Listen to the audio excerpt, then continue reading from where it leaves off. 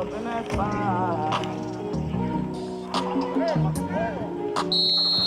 I swear I'm traumatized.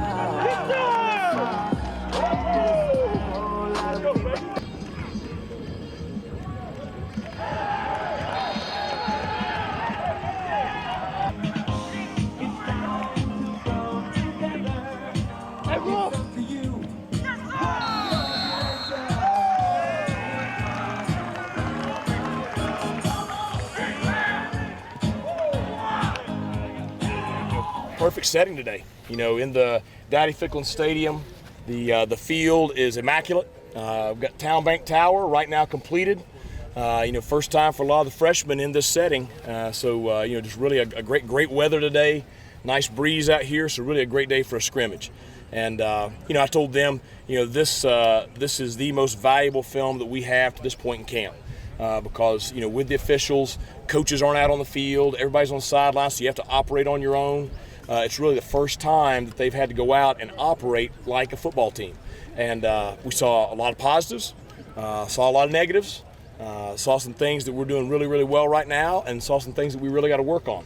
So, and that's the way it is, you know, with every preseason scrimmage. You know, as the head coach, you know, I'm happy and I'm mad. You know, I'm happy about the things we're doing well, and I'm upset about the things we're not doing well. And that's just the way it is when you're going against yourself. But I think we took a big first step today towards, you know, August 31st. And I think, you know, some things were very evident to me just on the field because I was right there with them, good and bad. There's some, you know, some really evident things, good and bad. So look forward to a positive afternoon this afternoon with the film, and then get ready to go on Monday and have a good week next week. Coach, can you expand on the positives and the negatives? Well, I think that we saw some things on offense. We saw some guys that you hoped could make some plays. We saw them make some plays, and I thought that was very positive.